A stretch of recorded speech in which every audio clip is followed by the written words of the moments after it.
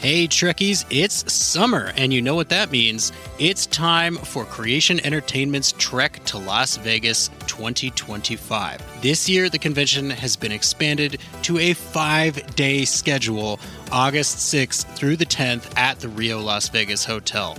Meet all your favorite Star Trek pros in one place, and hey, maybe you swing by Vic's Lounge and you see our panel. It's a great way to meet people in person and have some fun with your fellow Trekkies. If you can't make it to Star Trek Las Vegas, of course, there's also other events around the country this year. Trek to Orlando, August 23rd through 24th. There's the Trek to New Jersey, September 6th and 7th. And finally, the Trek to Chicago, November 22nd and 23rd. We're looking forward to meeting as many of you as we can this year. So make sure that you get ready to trek to Las Vegas.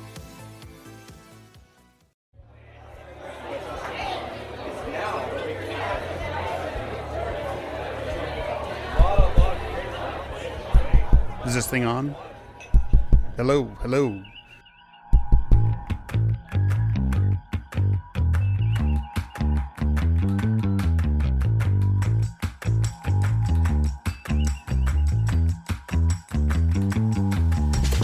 Welcome to Open Pike Night, the Strange New Worlds podcast where your personal logs are the prime directive. We're here tonight with some amazing guests on stage and in the studio to discuss Episode 6 of Strange New Worlds Season 2, Lost in Translation. Join us as we discuss life-changing audio, meet-cutes in space, and how many zombies it would take us to realize that what we're seeing may not be reality. Now that strange noise you're hearing in your ear is not our usual fleet captain, John T. Bolds, who could not make it today. Much like the Kirk brothers in this episode, he has a family reunion and is probably currently comparing career achievements with his siblings. Jesse, do you think hosting a Star Trek podcast would be an advantage or a disadvantage in that debate? Oh, wow. Well, having recently been to a toddler's birthday party, which is, really just a gathering of adults talking about their lives, I'm going to say it's an advantage in the right crowd and a disadvantage in the wrong crowd. Diplomatically put. Well, that voice you just heard is my co-host, the man who's learned everything he knows from watching YouTube videos, Jesse. And the man whose headphones have caused him nothing but distress and the rest of us nothing but mirth, host of Green Shirt, A Newbie's Trek Through the Next Generation, Cameron.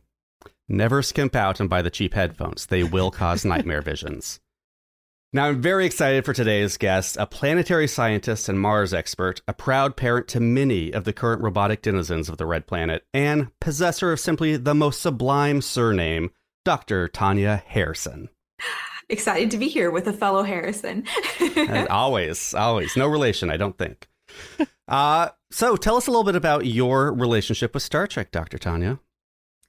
Oh, gosh. I mean, Star Trek has been a huge part of my life literally since I was 3 or 4 years old when The Next Gen started. My parents watched Star Trek, and so I grew up watching it. And they watched it with me until partway through Voyager, when I became extremely obsessed with Star Trek, more than just interested in watching it with them. And it got to be a little bit too much, and they were like, we can't watch this with you anymore.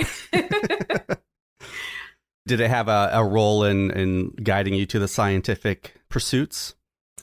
Yeah, I remember very distinctly as a kid thinking that Geordi was such a cool character. The fact that he could just fix anything, build anything, was like, okay, I want to work on starships. Of course, the closest thing we had by the time I was a little bit older was Mars rovers. And so when the first Mars rover landed on Mars, the first successful Mars rover landed on Mars in 97, the Russians crashed a bunch of stuff before that. But NASA landed the first successful Mars rover.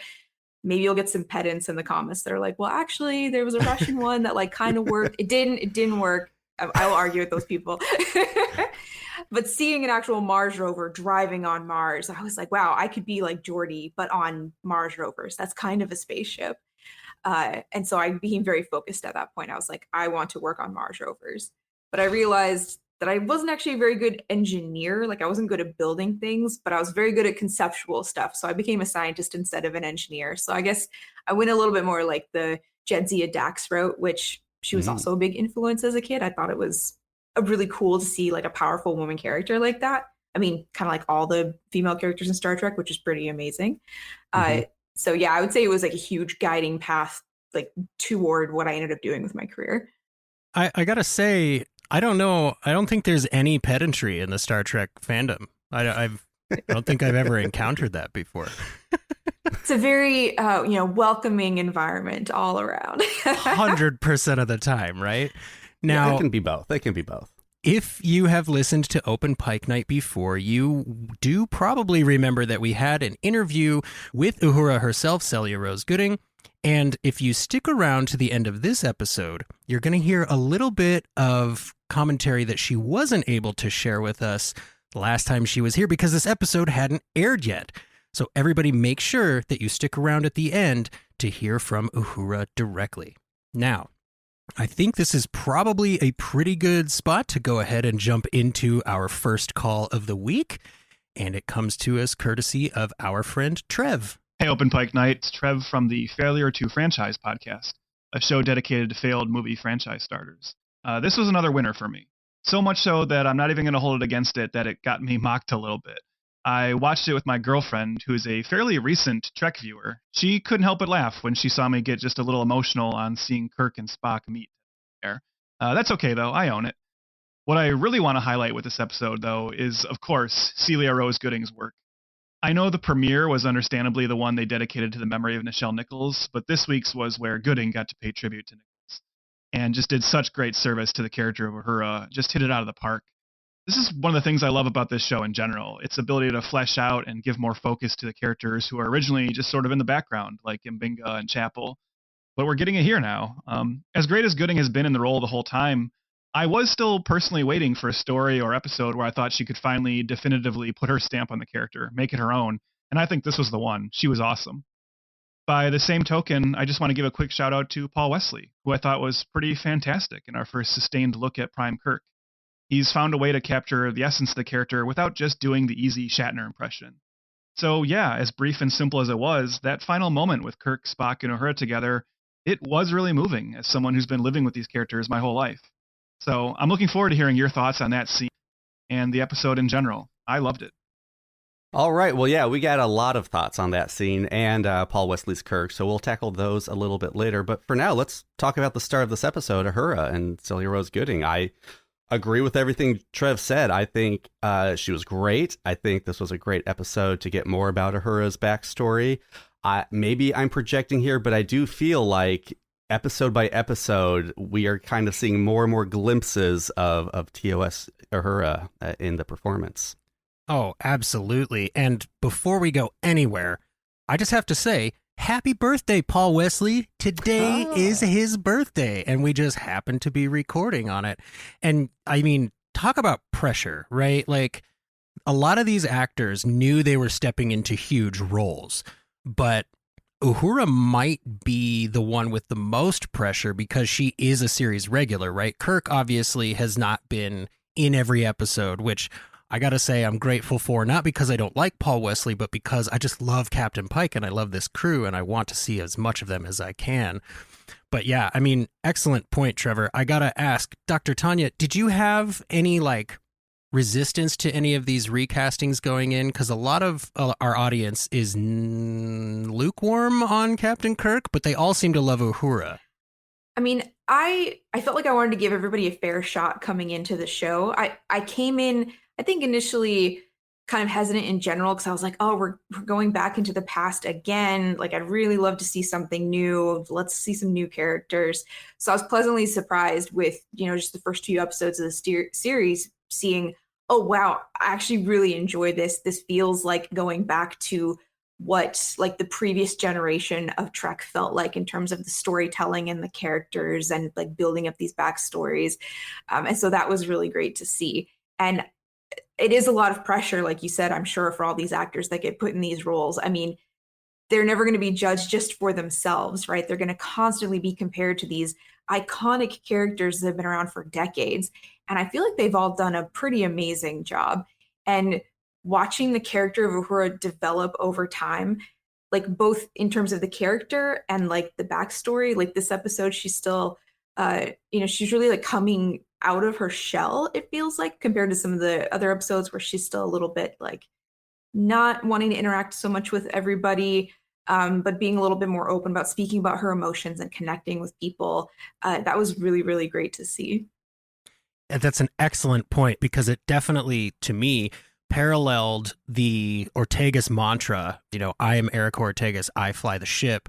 I feel like this is Uhura discovering, I am Nyota Uhura, I communicate with aliens. And it was just, there was, to watch a new actor step into this insanely long and, very important legacy with such grace. I mean, we couldn't get over Celia when we were interviewing them, but the confidence in such a young performer really does shine through in this episode. I mean, it's her episode and she carries it.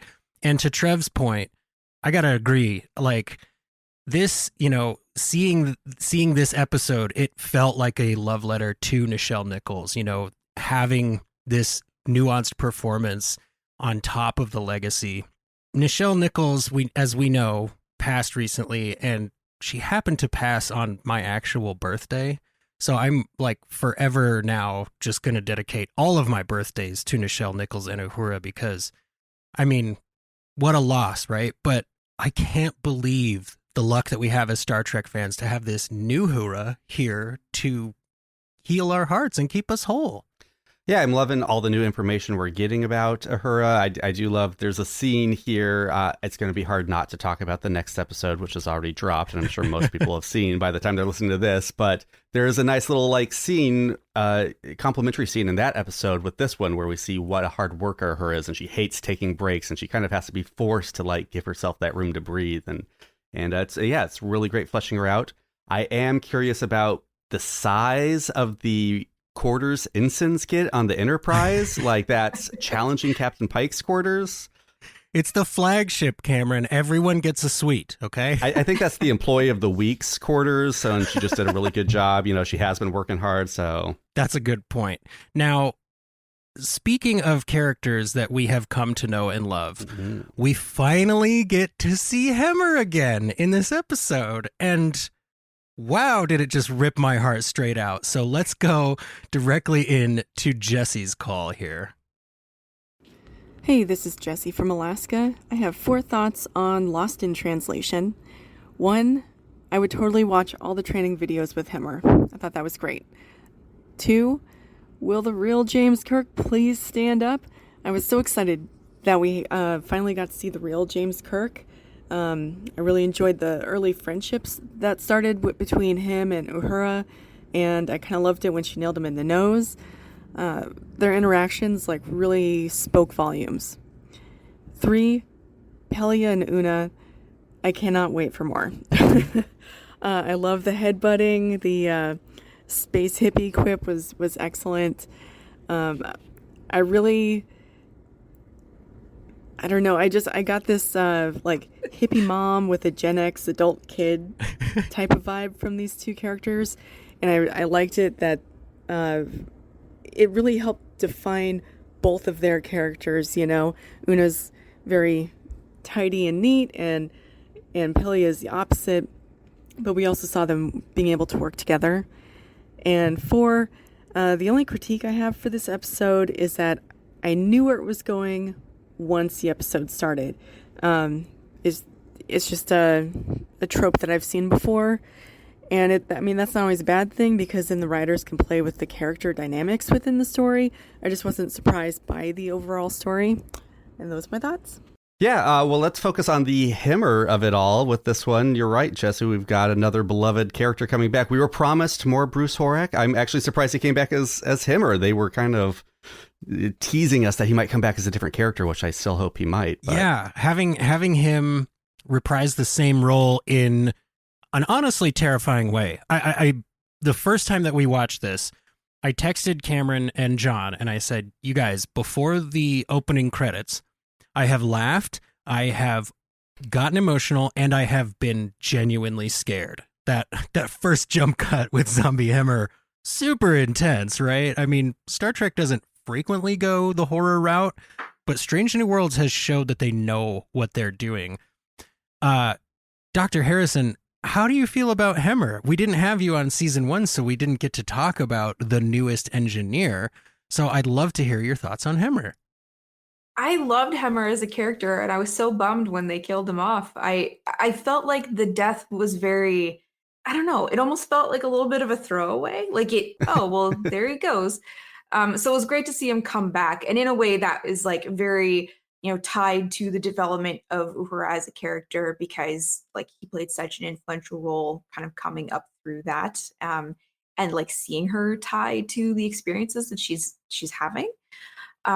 So yeah, I'm curious if we get to see more. And that first, like, I guess zombie version was quite jarring, because you're right, you don't tend to expect that from Star Trek.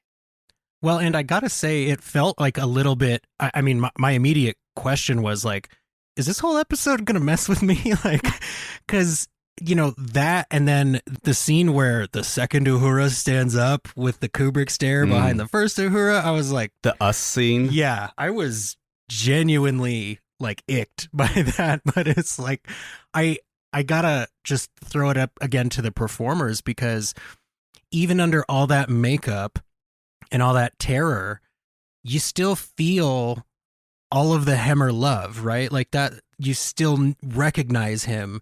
And what a great device to get the audience on the same page as Uhura. Now, I got to agree with you, Jesse. I feel like I saw the ending of this episode coming a mile away, but I think I may have had the opposite reaction to it, which was it made me feel a little comforted, because I was thinking, okay, I know none of these characters are going to get mortally wounded. Like this is a classic, DMA style episode, like from Discovery. You've got this environmental catastrophe going on, and nobody can figure out why. So I feel like this fits right into the long history of, Starfleet building gas stations in a poor spot. I was a little disappointed when we came back from the cold open, and it turned out this was not going to be a zombie episode, I admit. Like, at the end of the cold open, I was like, oh my God, are we finally getting the zombie Star Trek episode? But I enjoyed the little bits of zombie we got. Bruce Horak has played a Deadite before on stage, so he probably felt right at home in some zombie makeup. And like you said, he has no lines in this, except I guess on the YouTube video. But like there's so much emotion the writers have built between the two characters, and then like what he can do with his face under all that makeup, both zombie and just Andorian, is really good. I mean, we've said this is a great Uhura episode, and it is, but it's kind of Hemmer's episode too. I mean, both the A plot and B plot are about people dealing with his absence. It's good stuff. This is not a critique. It is a little interesting that Uhura's main image at dealing with grief, like the person she lost that she's identifying with the most, is Hemmer and not her parents. And I get it. We don't know her parents. We spent a season with Hemmer, so as writers, we're going to, as an audience member, we're going to relate with Hemmer. But it was a little weird that, like, is Hemmer more important than your parents and your brother or her? Well, the only pushback I'll give you for that, Cam, is that I feel like there are layers of grief here for Uhura, because she, she's not choosing to face this. She's choosing to shut out her grief and not let it affect her. So I think it actually fits that she would go like kind of a most recent loss to most painful loss, as the story goes on. And it does culminate in that shuttle scene. And I'm glad they didn't give us any more detail in that shuttle screen. But like, sure. I mean, there was some serious weight to this. And I think for me, a lot of it comes down to Celia Gooding's facial acting. She is just mastering these subtle little like micro expressions of, yes, I acknowledge that, but no, I don't have time to think about it. Like she gives busy behind the eyes very well. I was deeply impressed all the way through with their performance. And even the lack of dialogue at the end there, like when Hemmer transforms from the zombie to the, okay, they've been healed, and just the little nod of, yep, you did it. Like that was such a beautiful moment between the two of them. And again, being able to convey that through the makeup too, just, you did good, kid. And it gives like a nice bookend, right? Like I think on maybe 90s Trek, that Hemmer would have a line, right? Like, you did it, or like, if not a speech. Yeah. and I think that, this Star Trek seems to understand that sometimes less is more. especially when the entire rest of your episode could easily be classified as more, I think. I do just real quick about the YouTube video. I do want to know like what Scorsese wannabe ensign was filming that, because they were like pulling back from Himmer into an over the shoulder shot. And there's a lot of like, it was. And in classic Star Trek fashion, the video seemed very well produced. Incredibly high production. So let's see. The last thing that I looked up a YouTube tutorial for was how to change the evap control valve on the engine of my wife's car. And I feel like it had fewer steps than this. Do you guys remember what your most recent YouTube tutorial was? We'll start with you, Doctor. Oh gosh, I think it was how to land a robot on Mars. Did you look that one up? Now, see, it was all in Russian. Yeah, I'm good at all that impractical stuff. You need to know like what's going on Mars. I got that, but if it's like, I think the thing I Googled or you looked on YouTube for was how do you clean the filter in the dishwasher that I have, which I had never done before because it was starting. Do I have to do that? Blood. Yeah, apparently that's a thing. I was like, oh, okay. So disassemble the dishwasher a little bit and felt very accomplished. But I just remember I years and years ago, I used to date somebody and whenever I didn't know how to do something that should be very simple in like day-to-day life, he'd be like, do you have a PhD or something? Not in chores. Yeah, I can only do hyper-specific, impractical things. Mine was also auto-related. It was how to change one of the little headlights in my car. I think maybe it was the blinker light. I don't know. It's the one that you need like a child's hand to reach into the engine and like. Seriously, that's how they get you.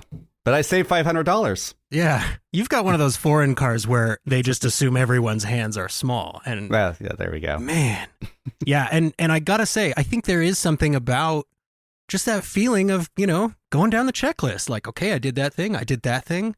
Here's the next thing to do, and it provides a little bit of comfort, right? Because you remember, like, oh, right, I'm an adult with functioning faculties. I can totally do this. I just need a little bit of help. So very relatable moment from Uhura here, even though, it almost struck me as like, oh, that's too modern. And then I remembered, actually, we've had so many episodes of Star Trek where they sit down and watch an episode of Star Trek on the bridge. So probably not that big of a deal. All right, let's go ahead and jump into our third call for the evening, which comes from our good friend, Michelle. Michelle. Hey, Open Pike Night. Anytime we can get an Uhura-centric episode, I am here for it. And Cellulose Gooding is phenomenal. I also appreciate how the sci-fi element was very much character-driven, that they chose Uhura because of her smarts, her skills, her intellect, but also we got to see her trauma too, and just some of her backstory, which was really great. And that the fact that they believed her and they were trying to help her. The Kirk of it all, I'm kind of on the fence. I appreciate the beginnings of his relationship with Uhura and seeing that. The Sam Kirk and Jim Kirk stuff, I'm not so sure about, but I always love seeing Sam. And of course, the epic last scene with Uhura introducing Spock and Kirk. My TOS heart was all aflutter. I also appreciate that we jumped around a bit to different characters like Una and Pelia, which was great. That was, again, paying attention to serialized character development. The Crusher connection, I do think that Beverly would have been a little more curious than Mbenga and maybe accompanied Uhura back to her quarters and dug a little deeper. This also reminded me of the episode The Inner Light, which we just did a podcast with your Jesse, and it was really Picard being chosen by this race to communicate their culture. So kind of a little bit of a similarity there, which I thought was cool. So kind of a Crusher-Picard connection this week.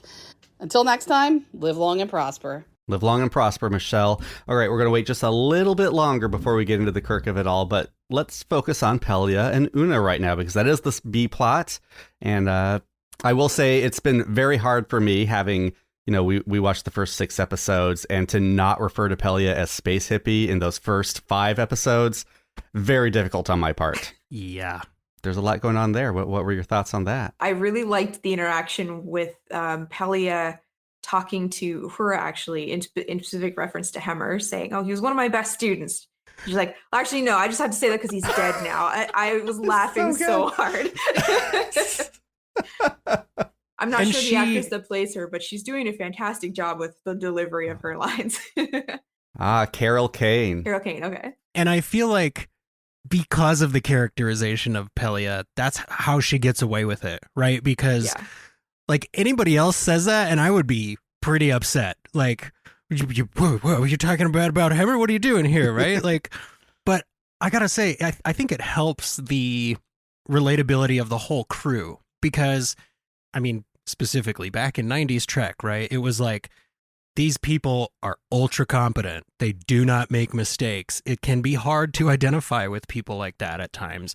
And to get such a human moment between an alien and a human about an alien and a human is just a great way to illustrate that, you know, some things for these people are just mundane, right? Like, they're just living their lives, and everybody's life has exciting stuff happening in it, and then like big stretches of mundane things happening in it.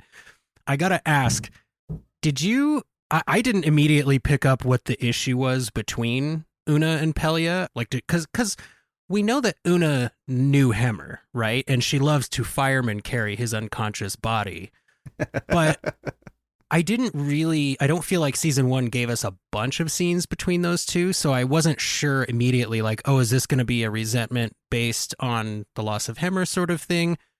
But, I mean, to know that it comes from a bad grade? Like, Una specifically, right? She's where fun goes to die. She's numero una. She's in charge. She's very buttoned down. So to see her have this truly human moment, I thought it was great. And I gotta say, Pelia with just disheveled hair, the open uniform, like grease on her face, like she feels Crumbs, like, apparently. Yeah. He's like Sam Kirk. She feels like such a car mechanic to me, like this whole episode. And I love it. But we do see that she's got some seriously empathetic insights, right? Like, having the wherewithal to know, like, I get that you don't like me, Una, but the reason you just gave me, total bullshit. Like, I know there's something deeper here. And watching Una be a little vulnerable when we know that she's actually basically invulnerable was a great development for her character. And I gotta say, I think Pelia is helping everybody on this ship, right? Like, we're kind of getting these little vignettes of her just dropping these what's bombs? Dropping truth bombs, photon torpedoes that she triggers with like thermonuclear wisdom that she has just had building up over thousands of years. Yes, let's see. You asked a question about 5 minutes ago, Jesse, about how Pelia worked, I guess. Yeah, it is interesting. I know some people in our Discord kind of bumped on that we never really saw many scenes between Una and Pelia. So Una was a weird character to have that dynamic with. And I kind of agree. I didn't really pick up on that the first time. And we assume the crew all know each other. And really the only person who spent a lot of time with him was Uhura, maybe Spock a little bit behind that. I think the reason it does work is what Jesse from Alaska said, which is they are such polar opposite characters, and it's just so much fun to put them together and have the scenes interact, and that kind of energy makes up for maybe we didn't see a lot of Una and Hemmer scenes in the first season. Yeah, I wasn't expecting that to be the cause of the tension. I thought initially it was just, Una's very straight-laced and serious, and so maybe she wasn't having a lot of respect for Pelia, being kind of disheveled and all over the place, and especially with the line about how I'm younger than you, but way ahead in terms of promotions. And I was waiting for Pelia to shoot back with something about like kind of mirroring the discussion between the Kirk brothers of, what does my ambition have to do with you? Pelia saying something like, my ambition isn't to move up the ranks. I like being the grease monkey, or I like where I am. That doesn't have any reflection on who I am as a person or the skills that I have. It's just what I've chosen for my life and my career. So that didn't go the direction I was expecting at all. Does that make Una the Captain Jellicoe to Pelia's Riker? I was going to say that because, specifically, Cameron, because there was a moment where I was like, am I mad at Una right now? Like, I don't want her to have said that. Yeah. And just like with Jellicoe, right, she couches it in like, hey, this is my job. You know, my job is to tell you what to do. I'm supposed to be in command. And just like with Jellicoe, that's maybe kind of a flimsy reasoning for treating people however you want. But that's a great point, Tanya. I hadn't even considered the parallel between them and the Kirk brothers until you brought it up. I mean, I kind of watched it as like two concurrent plots, but I didn't really think about how they mix. That's a great point. Mm-hmm. I made a list of people who say malarkey, and it's Pelia and Joseph Biden. So now it's headcanon that they hung out in the past. Maybe she helped him on a campaign at one point. And let's remember this connection because I might come in next episode. Let's think about that. Oh, that's what we call in the business a tease. And one final note on what Michelle brought about was, the Uhura seeming chosen. One small complaint with the episode is they don't even try to hand wave away why it was these two people who could hear the interdimensional aliens. I would have liked maybe just some little like, this is why you heard them, as opposed to like, well, you were listening. That felt a little space hippie. I don't disagree with that. And we actually, to Michelle's point, we did talk about this in the Inner Light. Do we think that this selection process may have been subjective rather than like, just keyed to whoever the first person that shows up is? Because if that were the case, then I think Data would have had the Inner Light other life experience because he's further forward on the bridge and he's arguably the most intelligent one there, right? So you'd think that the probe would go, oh, technology, I can plug into that. But I posited that maybe the probe was looking specifically for a scientist like Jean-Luc, who has a deep love of mystery like Jean-Luc, and who's like a huge archaeology geek like Jean-Luc. So maybe there was some subjectivity here because we know these are living beings, and it seems like maybe they don't have full control over what they do in our dimension, right? Like they're just kind of poking a tentacle out there and seeing what they can see. But I think that for me, that's one of those like, it's not a satisfying answer, but the answer is because she's the communications officer, so that makes the story make sense. Yeah, it wasn't a deal breaker, but that makes me think of one like nitpicky thing from the episode, kind of related to terminology when Kirk's brother talks about being a xenoanthropologist, I think is the term that he used.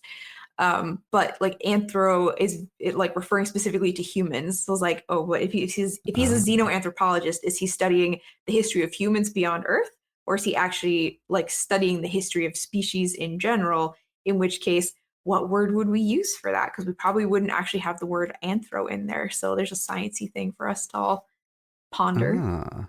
I do love, Dr. Tanya, that we brought you, a planetary scientist, on for an episode that has no planets. No planets, and it's like it's a very heavy episode couched between two very lighthearted episodes. I was like, wow, I drew the short straw in this one. I want to talk about like jokes from charades. But no, this was a very good episode. But I do have a terminology question for you. Astrometrics. Is that a real thing or is that technobabble?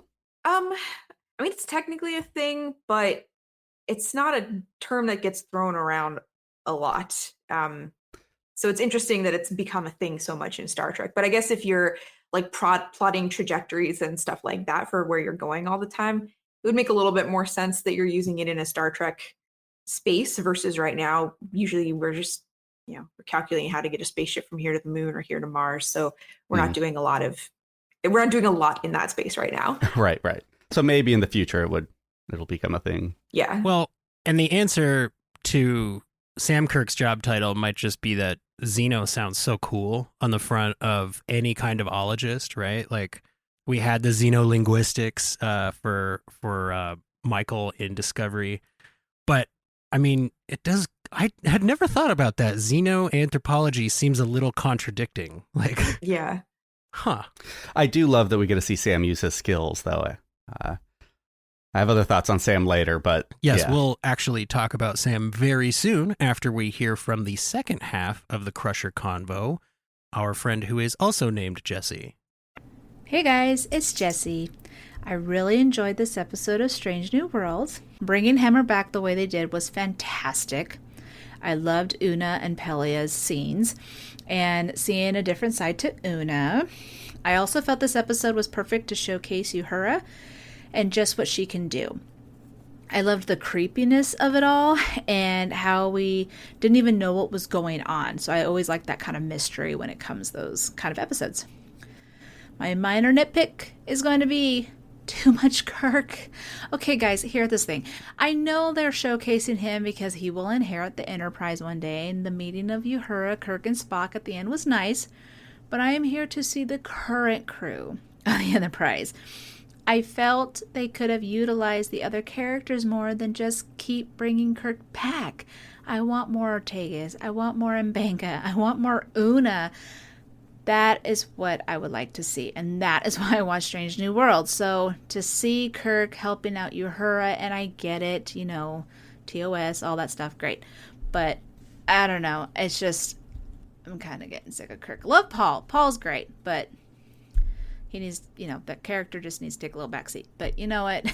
Other than that, overall, it's a really great episode, and I enjoyed it. Thanks, guys.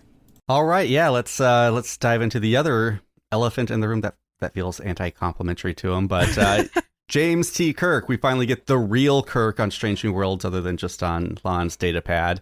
And let me just get ahead of this. I know I've been resistant to get on the new Kirk train, but as I said last time, it felt like he was slowly starting to wear on me. And I mean, every time I watch a new episode with him or rewatch the episode, I do enjoy this Kirk a little more. I think this episode's the most Kirky I felt he's been. I was more easily able to just like kind of accept him as Kirk. Having said that, I do agree with Jesse.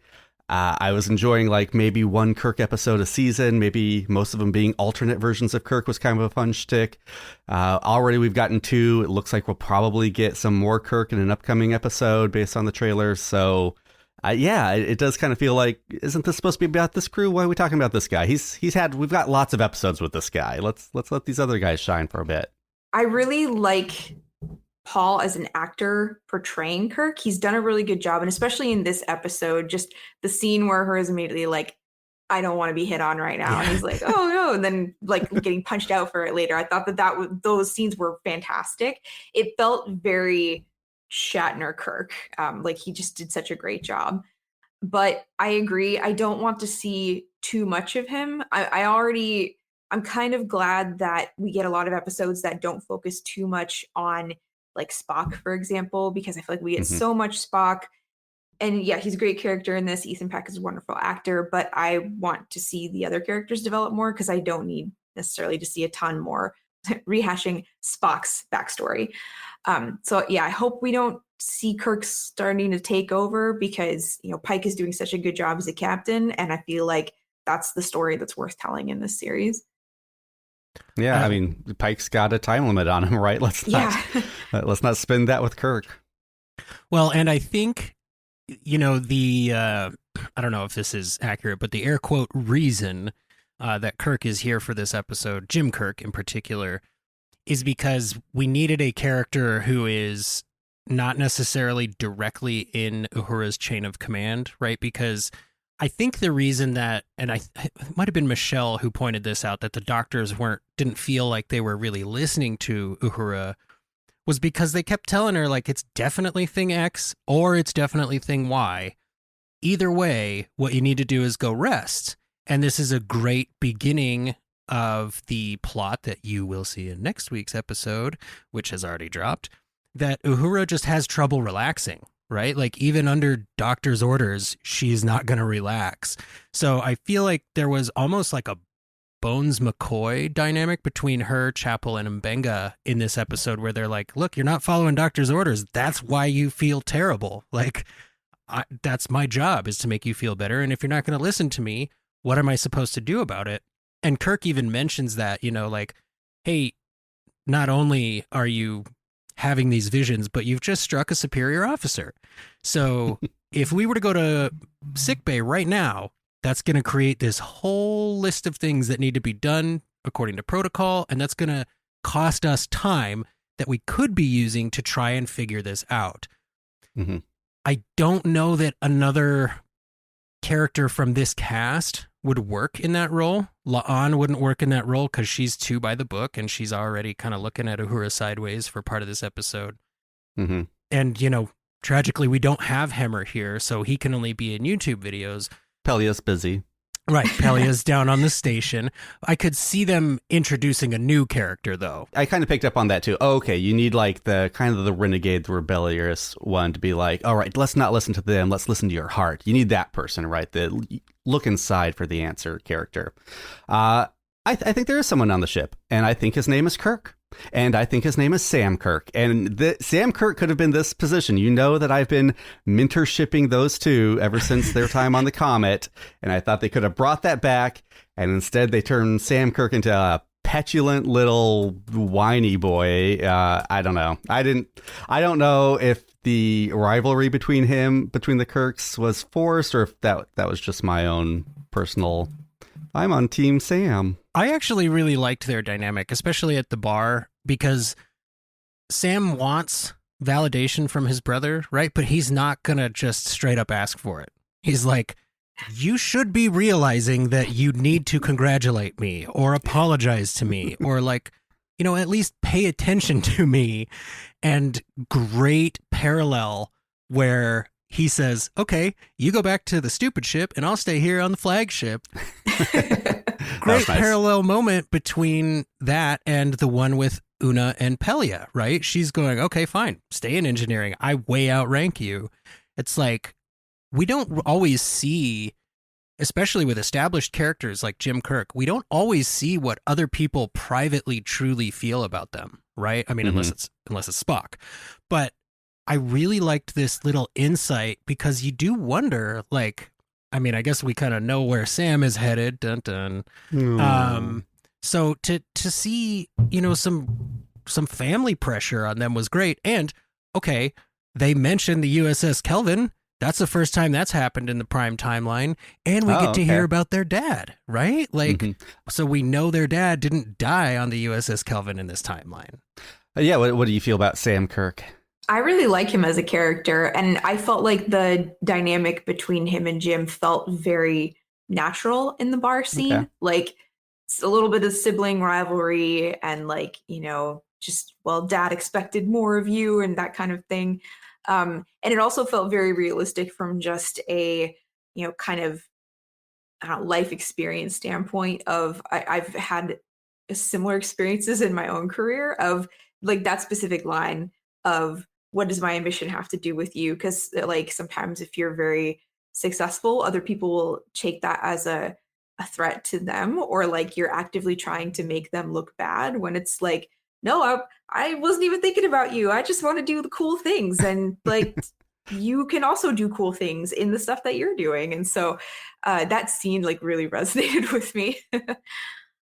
Yeah, I think it happened a little quick is all. I would have liked maybe a little more time with them. I can see that. Seeing the brotherly love and then the rivalry, but you know, these episodes are getting longer and longer. Which I am not complaining about, honestly. Like, I know in season 1, a big common complaint, even with our audience, was like, I want more episodes, right? Why can't we have 12 or 15 episodes a season? And I would assume there's some kind of contractual thing that's preventing that, but getting a lot of episodes that are close to or over 60 minutes in season 2 has been very welcome to me. And I think it really does allow for those moments, like the ones we get between the Kirk brothers. And like when they go back to Sam's lab, I love that. His space is so geeky, and he's in his element there. And man, there's something about the way Dan Jeannotte smiles with a mustache that makes you believe in him. I love the way Kirk appears in this episode, because they don't really announce it at all except the Farragut name drop at the beginning. And if you're not paying attention or not steeped in TOS knowledge, then you might not know that when we suddenly see someone appearing on the transporter, it's James T. Kirk for the first time on the Enterprise. I kind of like that this version of Kirk just kind of looks like a normal person. Like they didn't try to find somebody that looks like an Adonis. Like I think that was kind of what they were going for in the movies. Yeah, I just, for some reason, I really liked that. I think he looks believably related to Sam Kirk too. Like, yeah, they definitely look like they could be brothers, but not identical. Right, we don't need one of them in a fake mustache because one of them can grow one. But yeah, it is Kirk's first time on the Enterprise, and I feel a little bad for him. Again, maybe I'm relating. I'm getting more into this Kirk. I'm relating with him when just like no one wants to sit and have a drink with him. His first day on the Enterprise, a ship that will soon mean more to him than any Starfleet regulation, and he can't even find a friend. And then when he does find one, he gets punched out. That ties into sort of the banality of everyday life that this episode uses masterfully. Like the first meeting between Kirk and Spock and Uhura, it's not played up as like, you know, you don't see a long walk down the hall and like one of them becomes super smitten or something. It's a regular everyday meeting. Sometimes you meet people at lunch, right? Like, and they just sit down and have a talk. Like they know when to play it down too. My last note on Kirk, though, is I like that, at least within Strange New Worlds, I'll be interested to know if there's more examples of this. No matter the timeline, Kirk likes to bond with women over food, whether it's hot dogs or cookies. Yep. Or eating whatever his yeoman just brought onto the bridge in the middle of a plot. Like, it definitely fits. And okay. Did you notice the moment where when everybody leaves him alone at the bar, he just turns to profile and goes, "All right, make a Kirk face." Let's go ahead and hear from a returning guest whose name I have been struggling not to memify. I finally took the jump on Twitter this week, and he was very gracious. Let's hear from Newman. Hi, Open Pike Night. It's Newman from the Movies for Days podcast. That's right, Newman.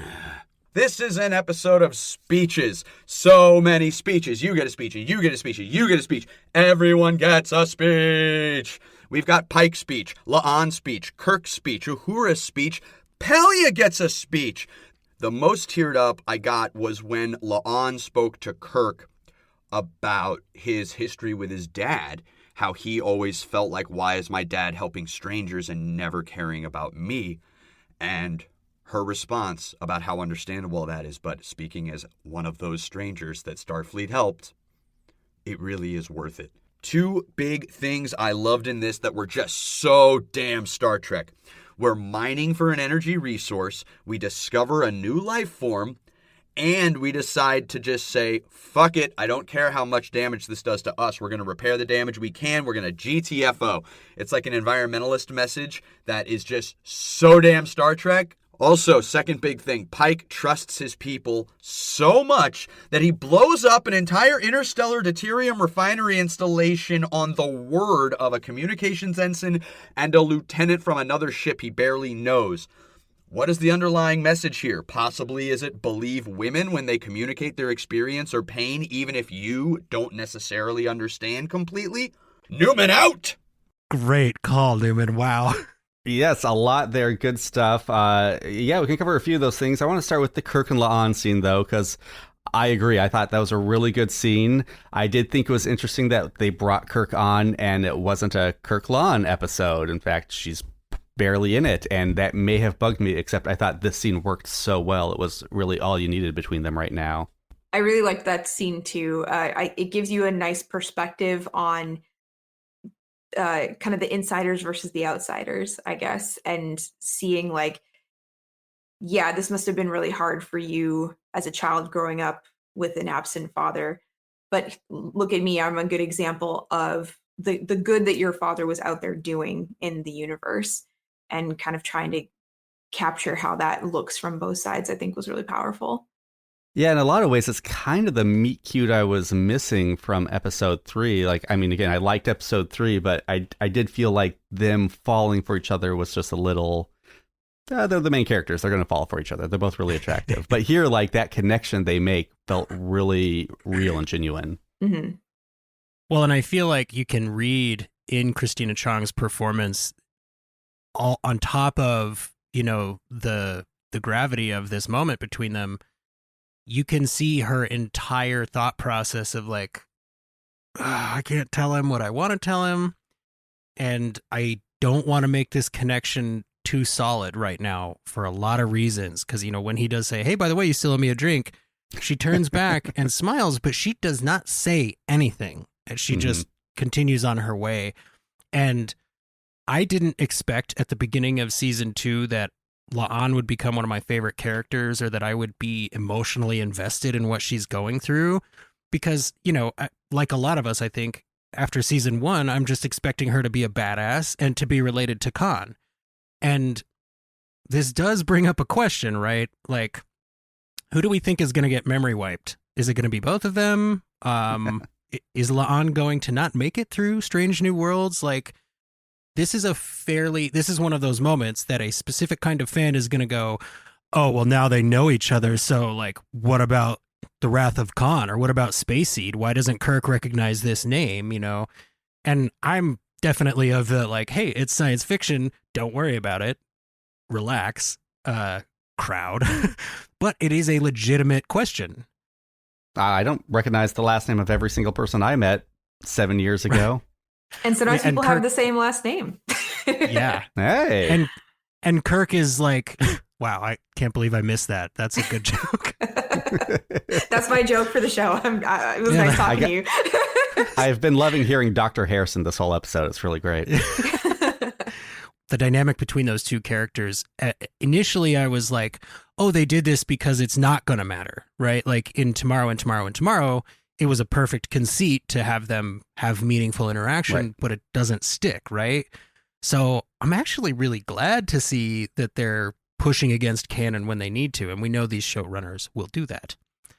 Now, I think this is a good time to hear from a new caller this week. We love hearing from new callers, and I think you're probably going to recognize this person if you spend any time on Trek Twitter. I knew it was the nacelles all along. Just look at them. All leaned back, sucking the energy out of life. Is Deuteria macabre?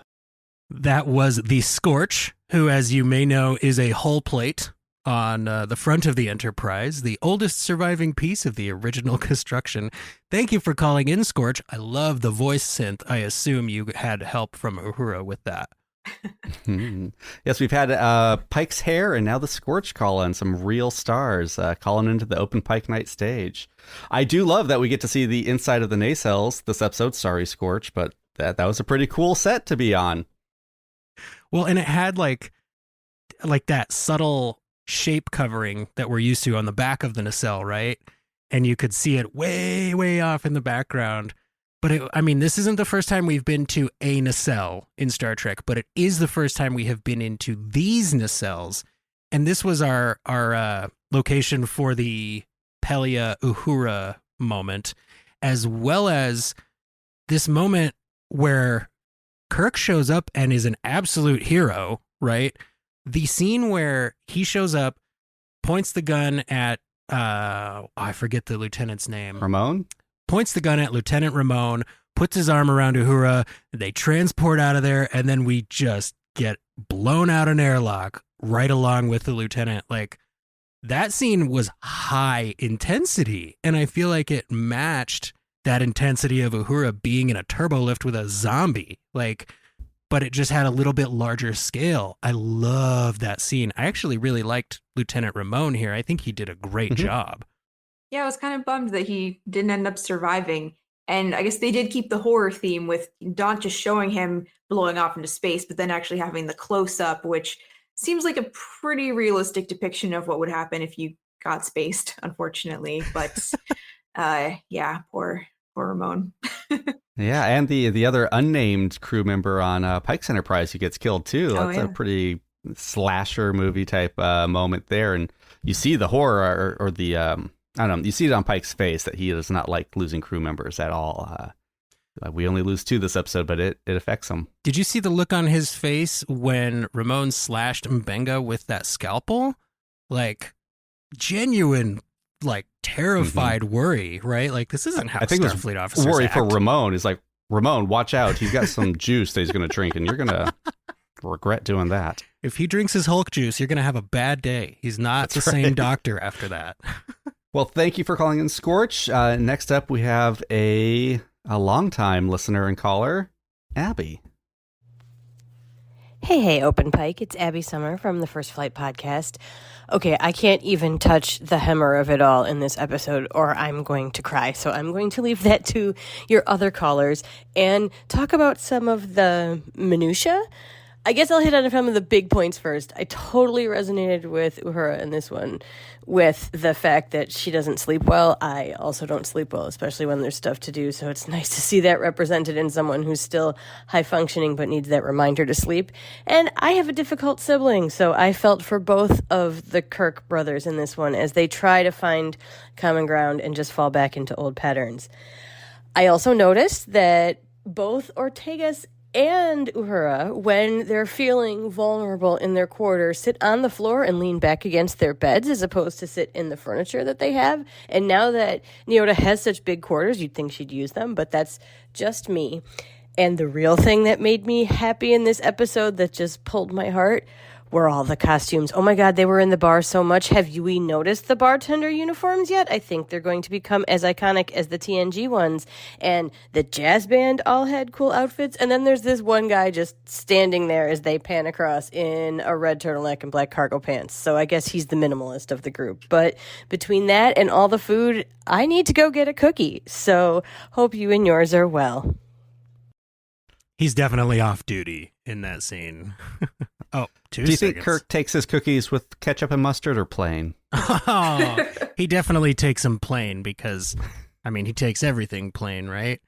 Apparently. I think we need to get a call from Abby's sibling.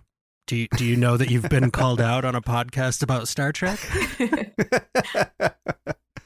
Yeah, well, real quick, I mean, you kind of brought this up earlier, Jesse, but I do love that Strange New Worlds really is able to keep that competency porn from 90s Trek while still making the relatable characters. And I mean, that's a delicate kind of line to walk, and they do it really well. But costumes, Abby's absolutely right. Every episode, I'm just amazed by the costumes. I have not noticed the bartenders. I'll be looking out for that from now on. My favorite costuming moment in this episode is Pike's Fleet Commander badge. Like, yeah. It looks so simple when you first see it. You're like, oh, there's a black circle around his regular badge.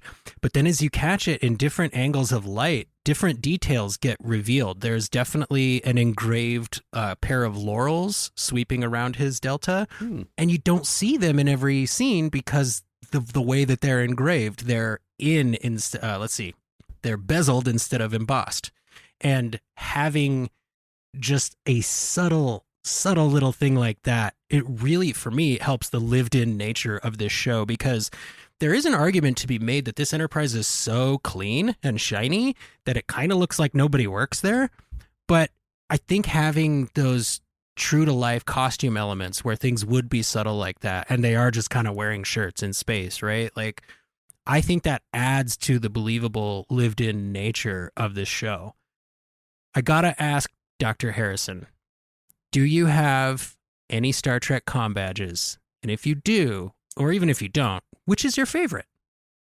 I have two. One is a TNG era comm badge, but it's made of like acrylic, so it's multicolored, like pinks and purples and stuff like that. And then I have one that is kind of a play on the Yesterday's Enterprise badge, but it's got rainbow on the back of it. Very cool. I gotta say, like, when we went to Portland Fan Expo, the range of comm badges available kind of overwhelmed me. I was like, I'm just give me the Strange New Worlds one because I want all of them. Yeah, the design elements in the show are all so beautiful. I think when Abby pointed out the jazz musicians, the first thing that I thought for some reason as we're doing the panning shot behind the jazz musicians is, wow, jazz is really enduring through the 23rd and 24th centuries. Yeah. Like, what is it about jazz music? Because we've seen it in every series, I think, now since TNG at least. Yeah, and it's a 20th century standard they're playing too, right? I forget which song it is exactly, but I mean, it's a song we know. Yeah, it sounded familiar. It survived the thermonuclear war. And nobody calls it ancient jazz, thankfully. Like, I'm just so glad about that, because they're talking about, like, in TNG, they would say, oh, this is an ancient Earth thing. And it's like, even in your time frame, that's from like 400 years ago. I wouldn't call that ancient. I'm thinking like 1,000 years at least for something to be ancient. Yeah, all that ancient Beethoven music for us back in the day. All right. Well, a couple hundreds, that's old, right? Like the Old West. That's 200 years ago. Right. Yeah. But they say the 150 ancient years? West in the episode where Worf goes to the holodeck. Let's not talk Tack on about a few that. hundred years, you grow ancient. I gotta say though, Abby, I appreciate the consistency with which you notice the details that we miss. Like we watched these episodes, before they were aired, and then I at least personally continued to rewatch them pretty much every week until they air again, and then I watch them on Paramount Plus so that I can be part of the discourse online. But there is so much that you keep picking out that I'm just not seeing. I will say, very happy to see Uhura's Starfleet issue do-rag back. I really, really want one of those. Like, it looks like one of the most comfortable pieces of clothing I've ever seen in my life, honestly. All right. Shall we hear from Zoe now? Open Pike Night. This is Captain Zoe Richardson of the USS Cinema, commanding, also host of Backlick Cinema, the podcast. Thank you for the promotion. I'll try not to get demoted again. Anyway, my thoughts on the most recent episode of Strange New World, Lost in Translation. See, I'm having mixed feelings about this episode. I actually really love the character development and the interpersonal stories that took place throughout the episode, but there are a lot of kind of technical plot points that I had a problem with. There were a lot of things that went on that just didn't rub me the right way. There are a lot of stuff that I kind of disagreed with. And this is a story that we've seen in Star Trek before. And there were certain things that I just felt weren't handled right. One of the key things that I didn't like is when you have people pointing a phaser at somebody and they say, "Stop or I'll shoot." And in my head, I'm just screaming, well, just put the phaser on stun and shoot him. What are you having all of this emotional conflict for? You have a stun gun, shoot him with the stun gun. Standard operating procedure. There are a lot of other things, but that's just one example. One of the things that I bumped up against. It was just an okay episode. That's all I have. Richardson out.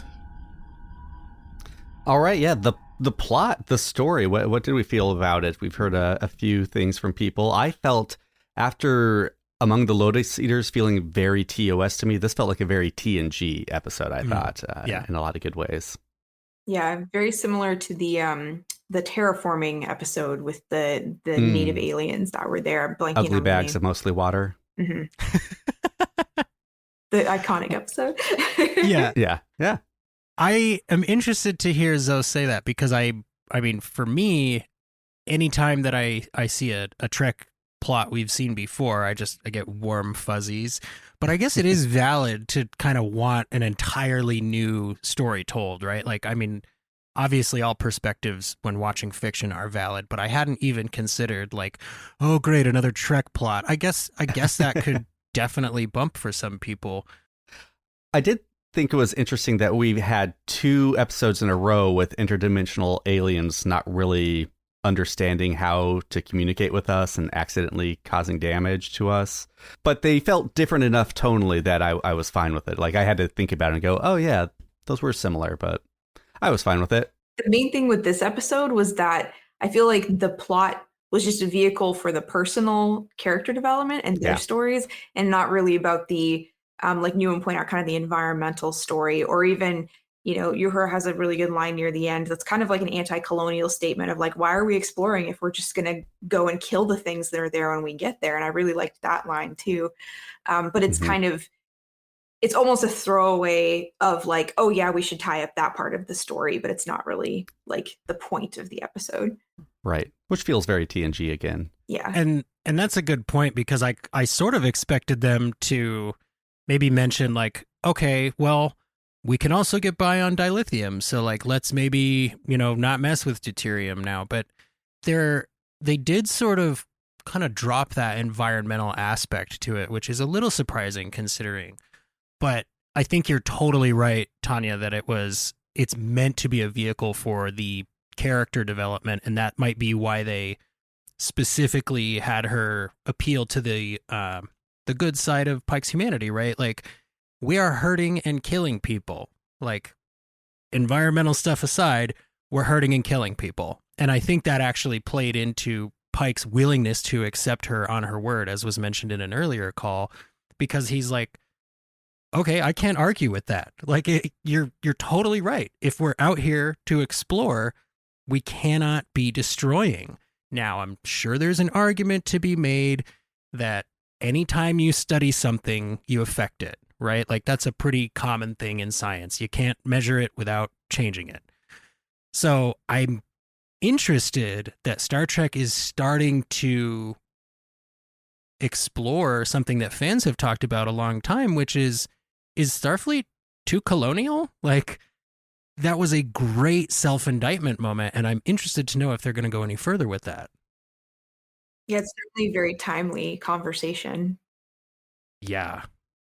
I mean, I feel like they dealt a lot with it in the second episode with Una's trial, too. Oh, and again, I think for sure. Strange New Worlds does a good job of addressing it without, but still kind of being able to lift up Starfleet and its ideals. And like, we strive for the ideals. We don't always hit it, but that's why an ideal is there for us to move towards. It's kind of funny. Jesse and John were worried I was going to hate this episode because I did write a spec script for Strange New Worlds just as a writing exercise and to have it on hand if anyone ever asked me.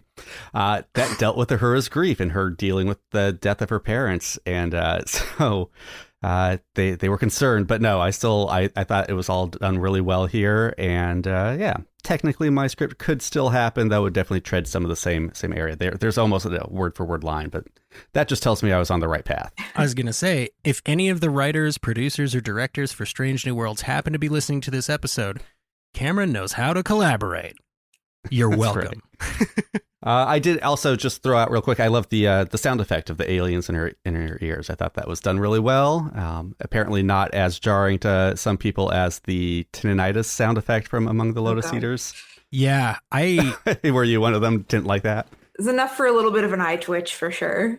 Oh, I like this version of it. It sounds like talking, right? But like filtered through like 100 layers of stuff. But there was like you could almost hear like syllables in it, and it was less of that drone, right? Less of that just killer pinging going on in your ears. And I think that the sound itself was properly scary. Like it was scary enough to where if I were experiencing it, I might not tell everybody around me, right? Or I might like be truly worried about my health because I'm like, that is really wacky, especially as somebody who sits on the bridge and listens to weird sounds all day. I think Celia really managed to internalize that part of the performance. And man, the whole cast is so good in this show. I know I say that all the time, but I'm going to stay in character and say it again. I will say maybe the one plot thing that I bumped on the most was Uhura was really good at analyzing her visions. That moment where she like translates everything to like, well, this must mean this and that must mean that. I was like, wow, okay, nail on head. Good job, Uhura. But she had just gotten through telling Spock, logic would dictate that often the most simple answer is the correct one, is it not? I love how people try to get Spock on their side by just name dropping logic. Just say it. And then he has to like Spock explain to them like, actually logic would dictate this. But yeah, I mean, this happened a few times, the series. We're like, well, wait, Spock, logic, right? You're with me? And it's 50-50. Sometimes he goes, yeah, yes, logic. Let's go ahead and hear from our next caller, who is a returning caller to the stage, our friend Jen. Hi, Open Pike. This is Jen. These are my thoughts for the latest episode. I loved it. It was cool to see Himmer again, especially the training video. It was really kind of sweet. Although seeing zombie Himmer was pretty cool too. One thing that I noticed with Uhura is that she wears the same green earrings that TOS Uhura wears too, only I think hers are bigger in TOS. I know I've said I don't really care for having Kirk in these episodes, but he's kind of starting to grow on me. But I did like all the relationships that were touched on in the episode. Like everybody kind of got a little bit, but it wasn't too clumsy or overwhelming. It was pretty well done, especially how subtle they were with the first meeting of Kirk and Spock. So that was pretty cool. All right. Well, yeah, I think we're nearing the end. So let's talk about that final scene, the meeting of Kirk, Spock, and Uhura. I mean, I guess Kirk and Uhura had already met, but yeah, them sitting at the table together. I think it was a good happy vibes moment. And I think it was you, Jesse, that said before maybe that it didn't feel overhyped. It was like just chilling together at a table. I could easily see that turning into some, let's follow them down the hallway, like we're playing a theme song in the background, like building up to this big thing, and like I don't know, for some inexplicable reason they're like hugging each other and patting each other on the back, even though they hadn't met before, so it feels kind of weird, but also like a big bonding moment. Yeah, they just kept it simple, and I think that worked really well. I wasn't completely sold at first, but I think the second view I enjoyed it a lot more. I do like the simplicity of it. I think I might have enjoyed it a bit more in a different episode. This is a very heavy episode about grief, and then for them to be there at the end, it was a little tonally jarring, maybe. Maybe that's what I'm bumping on. I'm not sure. Or maybe the idea is that this is an episode about grief and letting go of the past and looking to the future. And so they're just setting us up for when Strange New Worlds ends. I would say it's more they're setting us up to remember, even though Uhura is experiencing this grief and this pain, she has done it for a reason, and the reason is so she can move forward. And then I think the choice of having them all at the table, and this might be like the longest pan away from a group of characters I've ever seen that doesn't then immediately zoom out to like planet and then galaxy level, right? Like it really is almost a Cheers scene, right? Like they're just at the bar and we're just watching them enjoy each other's company. We don't even need to hear what they're saying. I gotta say that I'm really excited that the showrunners didn't think, okay, here's a moment for us to subvert expectations. The first time Spock and Kirk meet, let's have Spock punch Kirk out, right? Like there was no big surprising like, oh, that's what happened the first time. It was just, yeah, they met each other because they were introduced. Like that's how people meet each other. And because Sam doesn't clean up his glasses. I was going to say, I can't believe we got this far into this without talking about how much I love how much Spock doesn't appreciate Sam Kirk and his messy nature. Like, what a great thing for him to bond with Sam's brother over, right? Like, to me, that felt realistic. Like, I also have a sibling. I don't know that they're as difficult, maybe, as the sibling we heard about in the prior couple calls.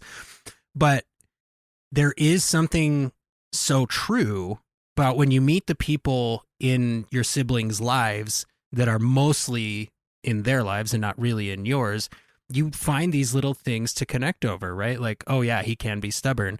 And in this case, oh yeah, he's a little too whimsical with his crumbs. And the first thing we see Spock do is pick up his drink. Like, come on, man, you got to use a coaster. An episode of Open Pike Night would not be complete without a call from Palladium 3. Hey, Open Pike Night, this is Palladium 3 with my hits, shits, and misses. Hits this week. Totally love seeing Hemmer again, not when he was a zombie exactly, but love seeing Pelia getting the job done, knowing what she needed to do, not just following what was told to her what to do. That was awesome. Kirk and Uhura, all those scenes together, great things. Good job, everybody. Now, my shits. Basically, the entire crew of the Enterprise, other than Uhura, Kirk, and Spock, apparently, because, I hope their little 3 discussion at the end of the episode was not just talking trash about Sam, but them discussing what dolts of students all their coworkers were. I mean, Una's pulling C's, Hemmer's just an average dude, but Kirk, he was a stack of books with legs, Uhura's a quote-unquote prodigy, and Spock's freaking Spock. The rest, they're all average little shits. All right, misses. I miss seeing any of the Farragut whatsoever, and I think Starfleet might just miss a lot of the reasoning behind the blowing up of that collector. My ensign's hallucinations told me to. Doesn't quite seem like it's going to fly too well with the tap brass. All right, there was not a Strange New World today, but last week we'll give Yellow and Blue's domain that. So Strange New Worlds count is up to 4, and as much as I enjoyed seeing Hemmer again and real Kirk, it was no plugging a kid into a computer. So Season 1, Episode 6 gets my nod. All right, that was Palladium 3 with the shits, hits, and misses. I think I misordered those. I got to ask what you guys feel about the Farragut problem, right? Like, I will point out we actually do see the Farragut in this episode, Platy. It's just very small and it's very quick as it's leaving the station after Pike orders the evacuation. But Cameron, you had mentioned the Farragut earlier as, if you're not a big Star Trek fan or if you're not steeped in the lore, that word may not mean anything to you, but I feel that they've used it like in place of the name Kirk in a few spots. So how are you feeling about, I guess, just overall Kirk and the Farragut's proximity to our crew? Let's start with you, Cameron. I feel that's the same question as Kirk's proximity to Strange New Worlds. Like, it's maybe around a bit too much. I don't know. I would have liked to see the inside of the Farragut. It's always fun to see new ships, so I agree with that. This hadn't come to mind until just now, but when you were pointing out back in the menagerie, when Kirk says he only met Pike once when he was a fleet commander, from that, would we not expect to see very much interaction or like Kirk and the Farragut in the Enterprise space? Like, why are we seeing him so much now? Would we have expected Kirk to even meet any of these people that eventually become his crewmates before they end up on his ship? I mean, Starfleet's a big place. You've got a ton of ships. There's not necessarily any reason that these people would have interacted before. I think it goes to the argument that sometimes the Star Trek universe does feel a little small, right? Like, we've had this conversation with others about Captain Battelle. Why is Captain Battelle a captain and a lawyer? And why does she have to be on this mission where the Enterprise is, right? Like, obviously there are some storytelling conceits going on, but I think I totally understand why the showrunners do this, because in TNG, we get a lot of, we're rendezvousing with the USS Denver, or we're rendezvousing with, whatever ship it is, and the captain of that ship by this name is coming over for a consultation. And while some part of my Trekkie heart loves that, because I'm like, yeah, show me all the ships, show me all the captains, it does make it a little harder to get attached to those characters. And I think in this show, having the serialized character arcs within the episodic episodes, that sounds dumb, I think it actually really helps to give those characters some gravitas, and it kind of makes the familial feeling of this crew just a little wider for me, right? And I guess we do have some characters that are literal family members, but I like that there is a warm familiarity. Like, every time we see April, I'm happy. Every time we see Battelle, I'm happy. Mm-hmm. Every time we've seen Kirk up to now hasn't technically counted, air quotes. So I'm happy with this appearance too. Do you guys feel like sometimes Star Trek feels too small? I think you nailed it when you said it's writers' conceits, and I know I've said it on this show and my others before too, that those writers' conceits, because of them, means that there is fate in the Star Trek universe. So I can accept that the strings of fate pull these characters together, and they may bump into each other time and again before they finally come together on the ship that is meant to save the universe multiple times. Yeah, it's a show. I can run with that. But Dr. Tanya does point out that it does kind of imply this is the last time Kirk and Pike will meet, that they won't meet again after this, if we're going to stick with that continuity line. So maybe the times he shows up again will be alternate versions of him, or at least he doesn't run into Pike on the ship, which would seem weird. You would visit another captain's ship and not say hi as a captain yourself. Right. So yeah, I wonder what their plans with old James T are going forward. I have a question directly for you, Dr. Harrison, because Platy brings up that some of these people didn't get good grades in school, which is a fair thing to bring up, Platy. But you know what they call the doctor with the lowest, grade point average at the end of medical school? Doctor. So, I gotta ask, in high-level professional science, doctor, have you met people that failed courses or got C's in courses but are still incredibly competent, hardworking individuals? I mean, I was one of them. I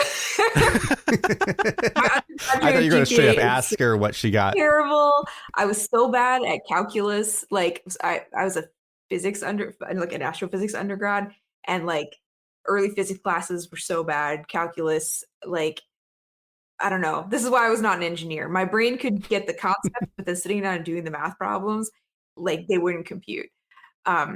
And I turned out just fine. They still let me work for NASA. So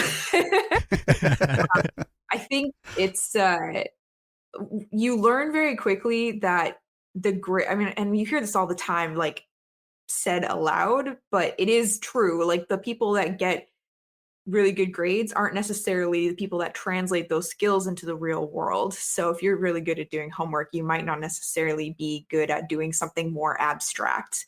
And we've been seeing that a lot in like college students. Like when I used to work at a university, it's kind of gotten into this space where we had a lot of students that didn't really grasp the idea of questions that didn't already have answers. I don't know if it's because we live in an information age where everybody expects that you can just go and Google and find the answer to something. But, when you're doing like graduate school, for example, you're researching a question that theoretically has not been answered yet. And so that can be kind of hard for some people to grasp the concept of. And yes, especially if you're the kind of person where you're like, I did the thing, just tell me if it's right or wrong. And it's like, sometimes you don't know if you're right or wrong. When Captain Pike first shows up on Discovery, what's one of the first thing he does? He pulls up his academic record and he shows people, look, right there, there's a class that I failed. I'm not perfect. I may look perfect, I may sound perfect, I may act perfect, but I'm not perfect. I'm just a person who's trying to learn and do the best that they can. That they will one day make a holiday out of. What will that be? We'll discuss that next episode. Well, any last thoughts on this episode, though, before we start to wrap things up? Anything we hadn't got to? Dr. Harrison? Well, I guess one small note I had was I liked this episode kind of touched on a theme we've seen in Star Trek before of how can we recognize signs of life if it's something that is indeed completely alien. It's not creature of the week with bumps pasted onto their foreheads. And I think that that's something that's so timely in kind of the search for alien life right now in the universe. If we don't even fully recognize or communicate with other species on our own planet, so how are we going to do that when we find aliens from another planet where we don't even have any kind of common context with which to communicate? And so I think that's something where Star Trek takes a lot of liberty, which you have to. It's a story. If you just met aliens everywhere and you could communicate with them, that would not be very exciting. But I think it's something for us to think about. Like, what does it actually mean to communicate with something that is completely alien with no common frame of reference to your own existence? Well, and going back to what you were saying about Sam Kirk and his job, even as a layman, I have, read articles before that are like, we think we found traces of phosphine gas, and that always means life. And it's immediately couched in, well, on Earth, that almost always means life, right? Like, even the lens that we have to look for life in other places is very anthropocentric, right? It's like, well, what do we think of as life? Well, we think carbon, and we think these gases, and we think these building blocks. But it really, I like that we didn't see the aliens in this at all, right? There was no like weird form in space. There was no like, transparent tentacle or something like stuck to Uhura's head. It's purely was conceptual. And I think that adds layers of gravity to Pike just trusting Uhura and trusting his crew, right? Because I will point out that as soon as Uhura says, blow that thing up, the first thing Pike does is look to Kirk. Like, okay, is she in the right state of mind? Like, give me something. And Kirk just gives him a nod and he goes from there. But I think that's a really, really good point. I hadn't even considered that until you brought it up. Well, that goes to my last note, which is we do kind of see the aliens in this because they are attached to the deuterium. And the first shot of the episode is a deuterium cloud with the Enterprise just like blowing through it. And a really cool shot. And you're like, ooh, look at the way the smoke roils over the Enterprise. But then suddenly you're like, oh, wait, no, that's the answer to the episode's mystery right there. In the first shot, we see it just kind of parting way as Enterprise comes through. And I like that kind of visual foreshadowing. Good visual metaphor. Like wherever we explore, there's a wake of destruction behind us, even if that wasn't our intent or we weren't aware of it. Like, man, damn it, Cameron, you're really good at watching TV. That was powerful. Not good grades, but I can watch a TV show. Yeah. Actually, I got pretty good grades. I really like that. All right. Now, we do have one more very special guest to play. Oh, do I have an audio signal coming in? Is that what that sound is? I assumed I was just losing it and about to kill everyone on the crew, but let's hear from our next caller. Hey, Dr. Harrison. Hope you've had a good recording with Cam and Jesse. Sorry I couldn't be there. Life is just getting a little in the way, but I hope you guys had a great discussion of this fantastic episode. I really appreciated that everybody on the crew got some good moments in this episode, from Mbenga's little medical discoveries and counseling to Uhura, to Una and Pelia having that wonderful conversation, which I wasn't sure about at first, but it's grown on me since I've seen it again. Even Ortegas got her little "Are you sure?" at the end with Uhura, and I'm glad they had her be the one to ask that, because she definitely seems like the biggest skeptic on the crew. And overall, I really enjoy this episode. Bruce Horak, it was great to see him come back. I'm going to have to give my ranking as this episode is much better than Season 1, Episode 6. I think it might be my biggest spread so far. I love Lift Us Where Suffering Cannot Reach, but the impact of this one, while maybe a bit predictable from the beginning as far as the plot points, it just had a lot of good moments. I know Cam might be on the fence about the Uhura Spock Kirk meeting, but I do think it was handled well and subtly. Have a good All right, Jesse. Well, as John set us up for there, we are now 60% of the way through Season 2, over halfway through. We have fewer episodes ahead of us than we did behind us. How would you rank this compared to Season 1's Episode 6, Lift Us Where Suffering Cannot Reach? You really twist that knife a lot more than John does. He just puts the knife in and leaves it there. Like, it's 60% over, and you're like, and here's some perspective on what that means. Which it's hurts. A horror episode. Yeah, I mean, and especially with the early release of Episode 7. Oh my God, go check out Episode 7.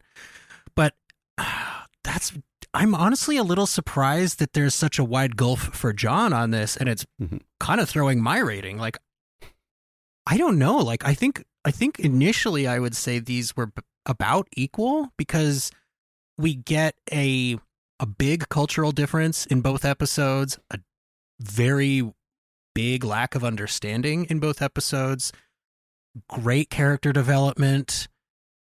Oh man, the horror elements of this are much more prevalent than the horror elements of Lift Us, right? Because Lift Us, you can tell something is off the whole time, but you're not super sure what it is. And then like towards the end, you're like, I'm pretty sure I should be worried for this kid. But there's still something about the way that story was told that feels a little bit less violent to me. And I don't mean to say that plugging a kid into a computer isn't violent, because obviously it is. But I think I like the way it was handled in this episode a little more, because there was excessive violence. There was lots of death, but we didn't see all of it. Most of it was happening with the aliens, right? And we can't see the aliens. Yes, we did lose Ramon, and yes, we lost another Enterprise crew member, but it just maybe less intense was the word. But then I remembered there was also Zombie Hemmer. So I think I'm going to agree with John that I like this better than Lift Us Where Suffering Cannot Reach, but the gulf is not wide for me. I think they're very close to equal, especially with where they're placed among the other episodes. What about you, Cam? I agree the gulf's not huge. I like both episodes quite a bit. But I disagree on which one's better. I'm going to go Lift Us Where Suffering Cannot Reach. I really love that episode. I think that was a great episode of television and science fiction telling. But this was very good. It even made me start, warming up on Kirk. But I just kind of put this at like a really solid episode, and Lift Us did kind of surprise me at points and really stuck in my brain in a way that I don't think this one will. Like a chord that leads to a hovering city is how it stuck in your brain? That's right. Really relate with that kid. Yeah. Mm-hmm. Dr. Tanya Harrison. I see the two episodes very differently in terms of like this most recent episode, at least the one we're reviewing, I guess the other one has already dropped for episode 7, but for episode 6, like I said before, it's about the characters and less about that core storyline. Whereas I felt like season 1, episode 6 was very much about the story and like the social commentary of that. And especially that I believe the final scene is that conversation between Pike and the woman whose name I'm blanking on, right? Where she's like Alora. Alora, right?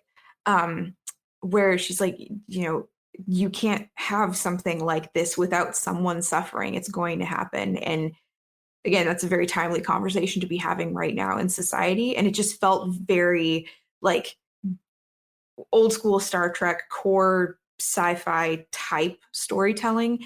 And especially since that one didn't have a happy ending, whereas this episode, season 2, episode 6, does, even though there's death in it, it kind of has a happy ending at the end of it. It leaves you on a, yeah.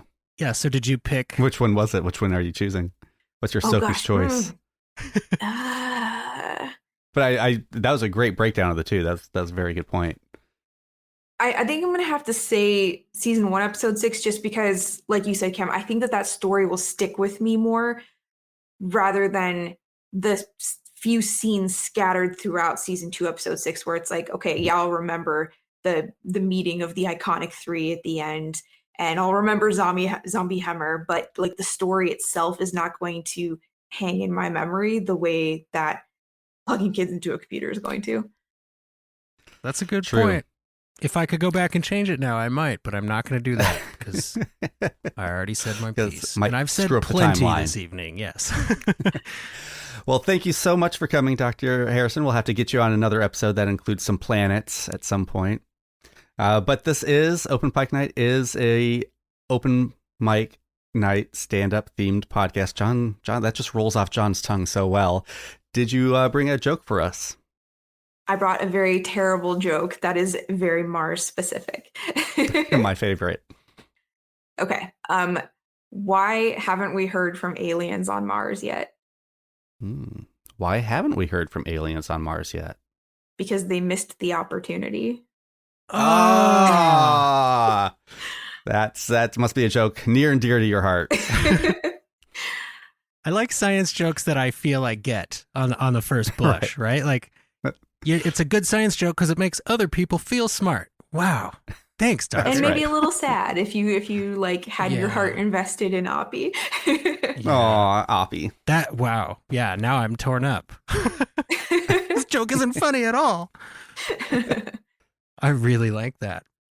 Well, Dr. Tanya Harrison, thank you again so much for joining us. If the listeners out there would like to hear more about you and your career, how would you recommend they go about doing that? You can find me most places online as @Tanya of Mars, mostly on Twitter, but I'm posting more stuff on Instagram and YouTube lately, so definitely stay tuned there. Or on my website, tanyaharrison.com. You can find links to all sorts of other videos and podcast interviews and things like that. Perfect. Hey, Open Pike Night listeners, it's producer John here working on the edit. I hope you enjoyed their episode and conversation with Dr. Tanya Harrison. And now, here's a segment of our previous interview with Celia Rose Gooding. We had to cut out of the original because of, well, spoilers and getting fired and all that good stuff. This was recorded before the SAG-AFTRA strike began. Please enjoy the next few minutes talking about Episode 6 with Celia Rose Gooding. As far as Episode 6 goes, your performance is a powerhouse. Thank you. I mean, like, I am very much enjoying this season, but when I finally sat down and watched that screener, I was like, good God, this is an amazing episode of Star Trek. And the heavy lifting you did for that, for what could have been there's a lot of ways that could have been done wrong, but you did it very, very right. So thank you. That means so much. I'm not familiar with the horror genre as an actor. I'm not a huge horror movie watcher. I'm a very naturally anxious individual, so I don't like sitting on my couch and then making it worse. And so, yeah, it as people who y'all who know Trek and have a understanding of Trek outside of mine, it's good to know that it makes sense in the universe, because that was the only thing I walked away from that episode feeling unanswered of, like, does this make sense in the Trek universe? And if you say so, that is as good as I need. So Open Pike Night, seal of approval. Thank you. Yeah. If I get the Pike Night seal, none of y'all can say nothing to me. I got what I needed. There must be a Bruce Horak as a zombie story from set, though. Yes, there are many, because, again, I know Bruce is there. I know that this scary prosthetic is a prosthetic and that he will peel it off at the end of the day and return to his smiley, sunshiny individual. However, it was terrifying. And the fear in my face is very real, because Bruce is an incredible actor. And so when Dan Liu, our director, says, "Hey, Bruce, why don't you scare Uhura a little bit?" He did. And I left very shaken. But that was one of those days where, like, we were doing tough stuff emotionally, and I was so in my head of, like, it's exactly as you said it. It's a lot of emotional heavy lifting, and I can't put it down, or else then I'm not doing my job. And so I think Bruce felt that and did a really good job of, like, keeping me sane, really, and keeping me centered. And yeah, there's that one scene in the elevator where he's just, we're first introduced to to him, and man, that was a day that I was like, I gotta call a break. I'm so sorry. This is just a lot for me happening, because we kept doing it over and over and over again, and I was hyperventilating, and, like, it was just a lot. But then as soon as he called cut, Bruce was like, "How are you? Are you good? How are we feeling? Can I be helpful to you in any way? Am I getting too close?" Is like Bruce was just constantly checking on me. And as someone who occasionally has a difficult time advocating for themselves, it was really wonderful to have him there. He's the best. Zombie fight or no. And you can find us, Open Pike Night, on basically any social media channel that you can think of. Threads, TikTok, Facebook, Instagram, YouTube, Twitter, Blue Sky. Just search @OpenPike. And if you'd like to get your voice on our stage, go to openpike.com/join us. You can record a voicemail there directly, or if you prefer a little higher quality, which we deeply appreciate, you can send an MP3 of your clip to openpike@gmail.com. Cameron, when you're not on the Open Pike Night stage, where can folks get more of you? You can find me watching Star Trek The Next Generation for the very first time, though we are almost complete. We're near the end of Season 6 now. Also started Deep Space Nine and having a blast watching that. @GreenShirt87 will find us on Twitter. Greenshirt, a newbie's trek through TNG, wherever you're listening to this podcast. And don't forget to stick around for a little bit more talk about this episode with Uhura themselves, Celia Rose Gooding. It's been a long night, and the Open Pike Night crew has a pretty serious deuterium spill to clean up, so we hope that you had a good time. Don't forget to clean up after yourselves, don't forget to tip your servers, and you can go anywhere you want, but you can't stay here.